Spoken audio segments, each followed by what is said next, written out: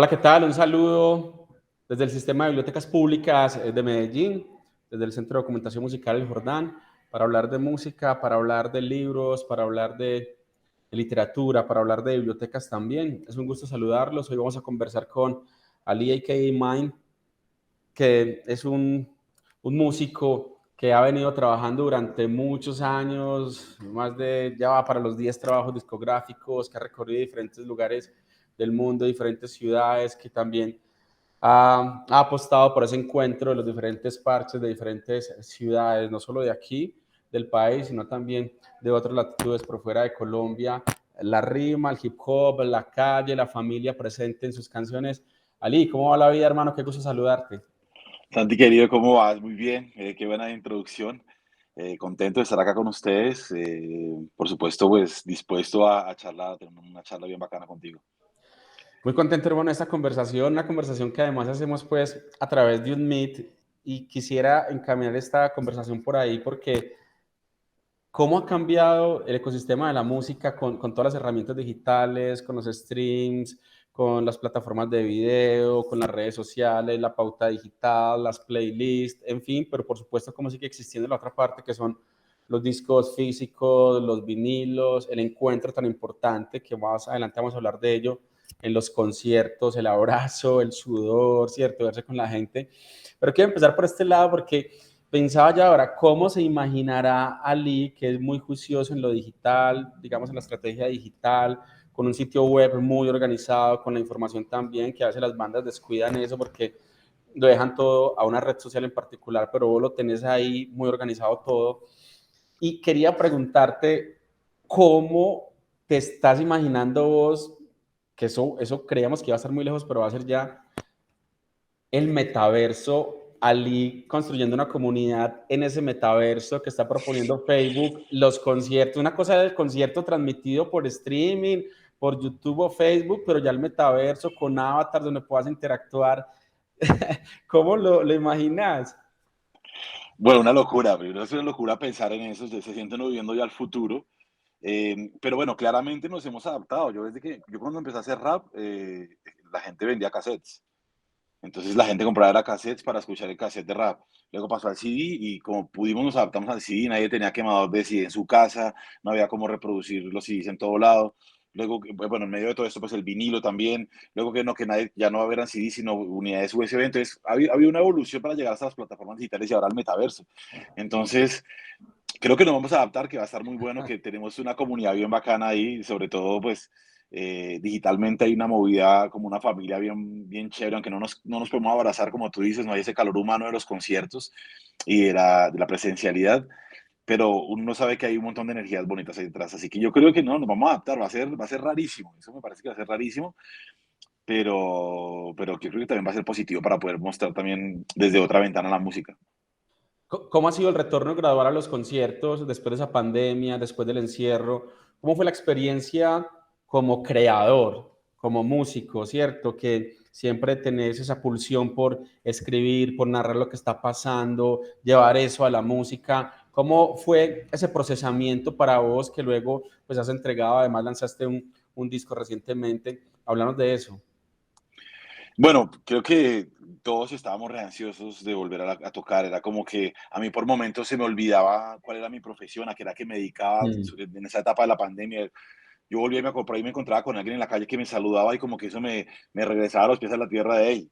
Esto es lo que usted hace. Entonces, el primer concierto que tuvimos fue con La Etnia, fue en el Movistar Arena, fue así con poco público, pues, y fue muy bacano, fue sentirlos, aunque se sentían súper lejísimos, uno decía, wow, qué cambio tan drástico, hace, no sé, un año había estado en el concierto Radiónica con Aerofón ahí en, en el Movistar lleno y, claro, una diferencia tremenda. Pero siento que a poco se fue abriendo la cosa, luego tocamos en los teatros, qué sé yo, acá en Bogotá, eso como que siento que ya sentía a la gente mucho más cercana, fuimos de gira a Estados Unidos y en Estados Unidos ya sí estaba todo el mundo como si no pasara nada, entonces Ujú. volvió a sentirse otra vez la energía del concierto, de sentirse la energía del público, poder abrazar a la gente, como que parecía que el virus no existiera en esos lugares por momentos, porque era más la energía de la música. Luego tuvimos un concierto en Cali también, en el Cali Tattoo, que fue también una locura. obviamente todo el mundo sin tapabocas y toda la cosa, pero entonces la cosa es, uno como músico y como creador necesita un poco de, o por lo menos está acostumbrado a esa adrenalina y a ese cariño y a ese calor humano, y empieza a ver como un vacío en la ecuación de lo que uno hace. Cuando Ujú. dices, va la música, chévere los streams, o las redes sociales, qué hermosa la gente lo que me dice, qué bonito todo lo que pasa, pero si en los conciertos es como que hay un vacío, y sobre todo si en los conciertos presenciales hay como un vacío enorme en cuanto a esa ecuación energética para uno como creador. Algo que es muy importante en la creación, para conectar esa conversación con lo que hacemos desde el sistema de bibliotecas públicas de Medellín, y son las letras. Digamos que vos, en tu reseña, en tu página web hablas de ese diálogo con diferentes estéticas, con la literatura, con la música popular también, Atahualpa Yupanqui, pero también con lo que uno toda la vida va leyendo, además porque uno lee libros, pero uno lee la vida también, lee la cotidianidad, los actos, lee un concierto, esa sensación, y eso genera algo. ¿Cómo ha sido la experiencia de la literatura para vos con la música? Pero no solo la literatura, sino la literatura, el cine, las esculturas, el videoarte. ¿Cómo has ido tomando esos elementos y se han visto reflejados en tu obra?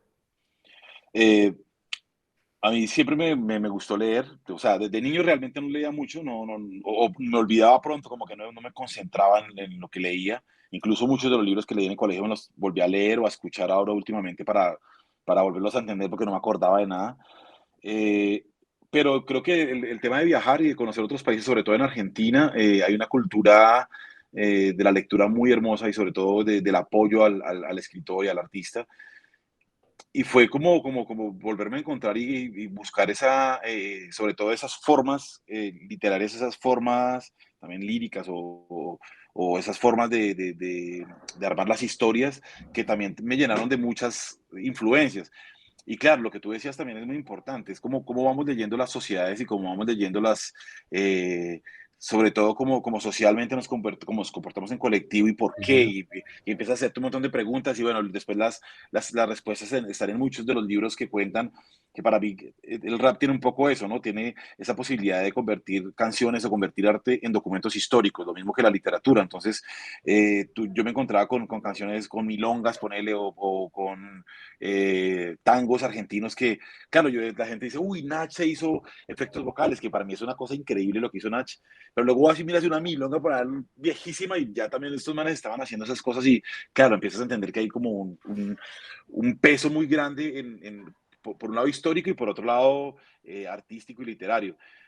A mí me gusta leer harto, escucho mucho libro últimamente también, aprovecho tiempos que hago algunas actividades y escucho libros. Y siento que estoy muy influenciado por muchos escritores. Me gusta mucho, por ejemplo, yo leí mucho Stephen King en una época y la forma de atrapar de él es única. Entonces, eso me llevó a otros lugares. En un momento también de más pelado leí mucho a Bukowski. Bukowski me parecía que era Sí. irreverente, un loco interesante.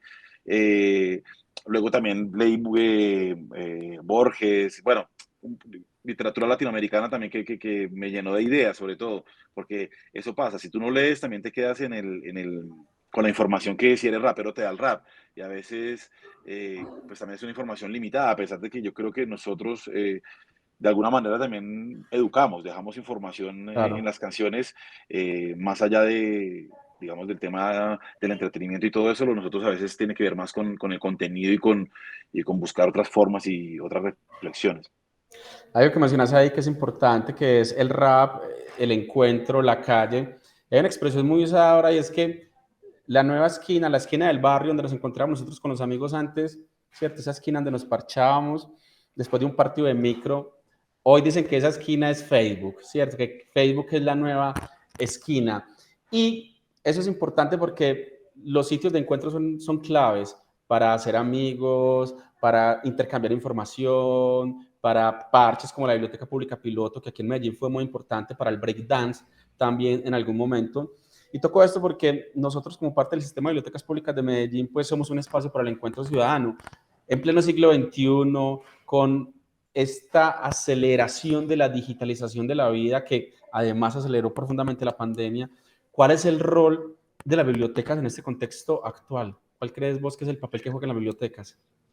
Yo creo que, tú lo has dicho, creo que más con la digitalización de todo, incluso la información, eh, las bibliotecas se convierten más en un punto de encuentro. Tienen que ser un punto de sociabilización o de, sí, de encuentro, de reunión, de debate. Pienso que el rol de la biblioteca es acercar a la gente también a la lectura, que como tú has dicho, el Facebook, la gente se queda con la información que encuentra en Facebook y los de Facebook creen que tienen información y por ahí, y los de Twitter pues peor, porque ellos piensan que tienen otro nivel de investigación porque en Twitter se hablan de otras cosas más, qué sé yo, relevantes quizás, y por ahí los de Instagram piensan que no es tan importante la información porque pues estoy haciendo números y en este momento estoy viendo una vida, tengo que mostrar lo feliz que estoy. Entonces como en medio de eso la gente anda tan preocupada por demostrar su vida digital que los puntos de encuentro, a mí me pasó nada en la pandemia, yo pues claro, dejé de verme con todo el mundo encerrado en la casa, un día me llama un primo y me dice, Ali, veámonos, ¿tú tienes FIFA? ¿Tienes Play? Sí, están todos los primos conectados jugando FIFA. Hermano, eso se volvió un farriadero ahí. Eh, Era como el punto de encuentro con toda la Claro. familia y con amigos y era como, entonces yo digo que los espacios como la biblioteca tienen que crear como generar como iniciativas culturales, iniciativas literarias, iniciativas poéticas o iniciativas de cualquier tipo, donde la gente sienta la necesidad de reunirse y de ir a comunicarse y de ir a aprender y de ir a compartir, a debatir. Ese pienso que sería el rol hoy en día de las bibliotecas, un centro de encuentro. ¿Hay algún libro que te hayas encontrado en una biblioteca que vos crees que ese libro la gente debería leerlo? Sí, sabes que sí. Ese me lo encontré en una biblioteca de Argentina y después me lo compré. Se llama La vida después de la muerte, de Kier. Es un libro muy interesante que habla desde cómo contarle como a los occidentales, cómo es la visión de los orientales de la muerte y cómo por ejemplo, no sé, eh, el cielo y todo esto son estados más que lugares, bueno, una explicación muy interesante de cómo es la concepción de la vida después de la muerte. Muy recomendado el libro. Ese encuentro con la lectura es clave y lo que mencionábamos de Facebook y las redes sociales, hoy que hablamos de infoxicación, estamos intoxicados de tanta información, que hablamos de fake news. Una investigadora mexicana decía que a 2050 el, más del 50% de la información que vamos a ver va a ser falsa. Eso yo creo que se va a acelerar profundamente, va a ser mucho antes con todo lo que vemos hoy. Porque es clave que la gente precisamente pues acceda a la información, que elija qué información revisar y esto porque es clave a la hora de aportar al conocimiento desde una sensibilidad social, digamos, en tu rol como artista. Yo creo que es clave que la gente empiece a ponerse en los zapatos del otro, ¿sabes? Nosotros como sociedad, los colombianos sobre todo, eh, somos muy individualistas, hemos crecido en una sociedad muy individualista, donde se le invita a los hijos y se le invita la educación nos invita a pensar en nosotros mismos, ¿viste? Entonces creo que es clave que en esta época hayan, digamos, de manera orgánica todavía música que se encargue de contar historias que nos identifican, sobre Uh todo, -huh. y sobre todo como de sensibilizar nuestras realidades, de empezar a entenderlas y dejar de vivir en burbujas, dejar de intentar buscar burbujas y más bien intentar de manera colectiva, de manera comunitaria, buscar soluciones para, sobre todo para temas ambientales y sobre todo para temas de convivencia social, para temas de inseguridad. La convivencia, el compartir con el otro es clave y quiero traerlo a otro territorio, el construir con el otro, el trabajar en equipo, el, si no sabemos algo, pues preguntarle a alguien, ¿cierto? Y te pregunto esto porque estamos en un momento donde hay una gran tendencia en el mundo, que es, digamos, una tendencia de los humanoides, y que es esa posibilidad de mejorar las capacidades humanas a partir de elementos electrónicos, a través de microchips, a través de la inteligencia artificial conectada con nosotros. Si llega ese momento donde vos pudieras elegir un humanoide que puede ejecutar la canción, montar tu banda de humanoides o montar tu banda de personas, pero los humanoides van a tener la información a través de miles de inteligencias artificiales de Beethoven, de Mozart, de Tupac, ¿sí me entendés? A través de información. ¿Qué banda elegirías? Uh, eso está difícil. Mira, pondría en la batería a alguien con la habilidad de Anderson .Paak y que pudiera rapear y que pudiera hacer otras cosas. Eh, Pondría en la guitarra, aquí tengo en la guitarra. Es que, si viste, es una locura. Allá se me va. Pondría en el bajo a Juan Flores, que fue un bajista amigo que tocó mucho, un virtuoso que murió hace un tiempo. Creo que lo reviviría para que fuera como que me le diera la esencia. Pondría a hacer coros a Freddie Mercury y a Alicia Keys. Eh, y pondría como en guitarra y bajo a Pink Floyd. Y, y pondría que me hicieran los apoyos de los raps a Nas y a Billy. Y de DJ. Esa estaría dura, ¿no? De DJ, yo creo que no. DJ Premier. Sí, sí, sí. Sí, seguro, 100%. Okay, yo creo que eso es importante. Ahí tenemos un reto clave con equilibrar estos momentos de la vida, cómo van cambiando. ¿Cómo va tu relación con lo físico, con el disco físico, con la playlist, con el vinilo, con el álbum completo subido en YouTube, con el libro que podemos hojear, que podemos pegarle un sticker, o con el libro digital? ¿Cómo ha sido esa experiencia para vos? Yo sigo siendo un poco tradicionalista en muchas cosas. O sea, me gusta, por ejemplo, el tema del álbum. A mí me gusta sacar discos y me gusta contar una historia en un disco y tratar de que el disco cuente, que sea como un libro, que tenga capítulos, que tenga cosas encriptadas, que por ahí nunca nadie se dé cuenta, pero que sean cosas encriptadas que yo sé que están ahí. Pero con el mundo digital también me llevo muy bien, porque siento que pues también lo disfruto. Yo también escucho Spotify en mi carro, yo también veo YouTube, yo también disfruto del mundo digital. Creo que hay que buscar un equilibrio, como para no volverse loco uno, ¿no? Entonces, como que a mí me gusta también comprar vinilos. En una época cuando vivía en Argentina, cuando siempre que giraba me llevaba un vinilo. Entonces, yo no era de comprar, digamos, vinilos de colecciones, ni no coleccionaba rap, sino coleccionaba pura música típica de los países. Entonces, yo, por ejemplo, cuando iba a Perú, buscaba bolero peruano, buscaba chicha, buscaba música folclórica del Perú, música de la selva. Entonces, me llevaba unos 10 vinilos de esos para Buenos Aires. Encontraba samples, hacía de todo y sobre todo coleccionaba como documentos históricos. Pero también se amplié mucho bajando canciones de internet. En la época de Ares, en la época de Mul, yo bajaba paquetes de, no sé, boleros de Haití. Y me llegaban, no sé, 200 discos de bolero de Haití. Saque samples y escuche y también aprenda un montón de música. Pienso que tiene que haber un equilibrio. Pero pienso que de todas maneras, ante lo conceptual, ante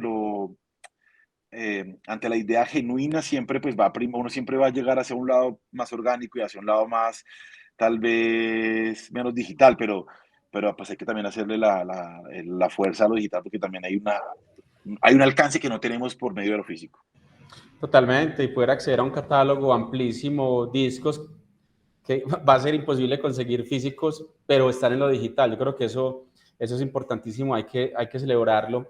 Hablando de discos, yo quisiera que hicieras rápidamente como un balance de cómo ha sido, cómo crees vos, quién era Ali cuando lanzó el Rap Conciencia, tu primer disco solista, y quién es Ali ahora que estás presentando un nuevo álbum, que es el Manhit 1.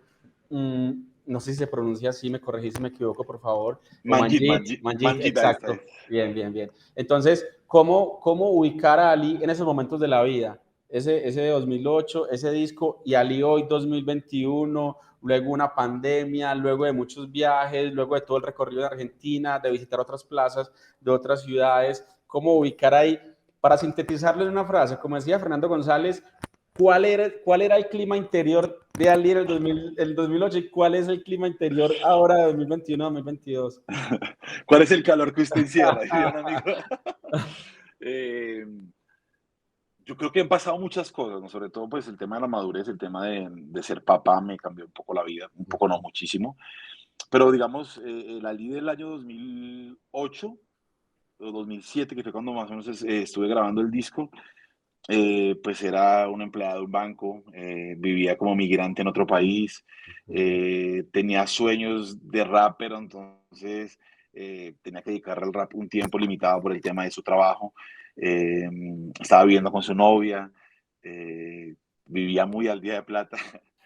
Eh, y bueno, comparado con el de hoy en día, creo que hoy soy un padre de familia. En cuanto al rap, siento que la energía sigue siendo la misma, se ha expandido y se ha liberado hacia diferentes espacios y he encontrado también nuevas formas de acomodarse o de ubicarse o de contarse. Siento que, digamos, la sensibilidad de la escritura pues, se ha mantenido intacta, solamente que ahora tengo muchas historias nuevas que contar. Ya no soy un migrante, ahora soy un migrante que regresa a su tierra y que entendió que después de que te vas una vez y vuelves a tu tierra, entiendes que no eres de ningún lado, que entiendes que empiezas a entender otras cosas, de, sobre todo de vivir en algún lugar, de enterrarte en un lugar y más bien de creer que el mundo es, que la vida es muy corta como para estar siempre en el mismo lugar. Eh, Creo que el de ahora tiene pues una visión un poco más empresarial también. Me gusta hacer negocios aparte de la música. Eh, y pues sobre todo con la música la trato como, como a mi joya, como mi tesoro y sigue siendo mi fuente de inspiración, sigue siendo mi fuente de trabajo, mi fuente de vida. Eh, pero pues ahora sí creo claro, cada vez que conoces cosas, cada vez que conoces trabajos, cada vez que trabajas con gente nueva, te vas empapando de nuevos profesionales y pues ahora siento que soy un poco más exigente con el equipo que me rodea, siento que también me exijo mucho más y que trato de estar a la altura de toda la gente que trabaja conmigo. Así como decía Steve Jobs, trato de contratar siempre gente que sea más inteligente que yo. Entonces es como que ese soy ahora, también pues con un montón de luchas internas. Creo que nunca había tenido emocionalmente tantos desórdenes como me pasó en el proceso de la pandemia, donde eh, llenarte de tanto de preguntas y hacer tantas búsquedas te lleva a un montón de lugares que tenías por ahí bloqueados o prohibidos para tu mente. Entonces, claro, la pandemia nos llevó a todos esos lugares, sobre todo en mi caso, a mí me buscaba mucha gente como para contarme sus temas y sus cosas. Y claro, empiezas también a revolcar y siento que eso ha sido un poco la diferencia. En esa época tenía emocionalmente estaba mucho más estable porque estaba prácticamente más pelado y dedicado, en mi cabeza solo estaba la música, ¿no? Donde estaba pensando en rap. Hoy en día es igual, solamente que, claro, es un mundo diferente, las condiciones son diferentes, por supuesto para bien en mi caso, y soy papá y soy, digamos, pues padre de familia, vivo feliz siendo padre de familia, y estoy en Colombia, que eso también me encanta, poder estar en mi tierra, cerca de mi papá, de mi mamá, de mi gente. Vivo como quiero, como he soñado, y nada, sigo para adelante, pero entonces sí creo que el cambio ha sido más en cuanto a la madurez, por un lado del trabajo, la madurez por el tema de la familia y la madurez de entender que, digamos, vencer cosas como sueños americanos y cosas que antes estaban de chico y que hoy entiendo que mi misión en la vida es mucho más grande que eso. Ha corrido la vida. Sí, ha pasado el tiempo. Ha corrido la vida, qué bien. Qué importante es uno poder revisarse en el tiempo y recoger y pensarse y bueno, pararse en este momento, en un momento que está lleno de posibilidades, pero que es tan incierto también. Pues estamos, increíble año 2022, hemos visto los desastres que puede generar una guerra mundial, pero siempre está eso latente ahí. Hoy escuchaba un capítulo en la radio de Homero Simpson que empezaba diciendo, todos guárdense porque llegó la Tercera Guerra Mundial. Es muy loco porque estamos aquí, no sabemos, a pesar de todos los avances científicos, tecnológicos, etcétera, pero está siempre esa tensión ahí con esas potencias que tienen tanto armamento nuclear, en fin. Pero yo creo que lo único que nos queda allí es el aquí y el ahora, vivir el presente como los animales, como decía Borges, y yo creo que eso es clave. Y en ese rol, para ir finalizando esta conversación, ¿cómo entendés vos hoy, con todo lo que nos ha pasado, con ese viaje, con ese Ali de aquel primer disco solista, con el Ali de 2022, cuál es hoy, con todo el contexto sociopolítico del país, con las movilizaciones donde vos fuiste muy activo también, cuál es el rol que tiene el arte hoy, año 2022, desde Ali, cómo lo asume? Yo siento que, siempre he sentido que el arte es el que forja en el mármol la historia de la humanidad. Básicamente nosotros tenemos esa posibilidad de hacer arte como seres humanos. llenarlo de responsabilidades sería injusto, porque sin Ujú, necesidad de haberse asignado una responsabilidad, ha asumido unas responsabilidades que no le pertenecen. ujú, Pero sí creo que más allá del arte, como seres humanos y como habitantes de la Tierra y como personas que tenemos una gran posibilidad de alcance, debemos asumir una posición justamente que favorezca a todo el mundo, sobre todo que se ajusta, o sea, que se ajuste a la verdad.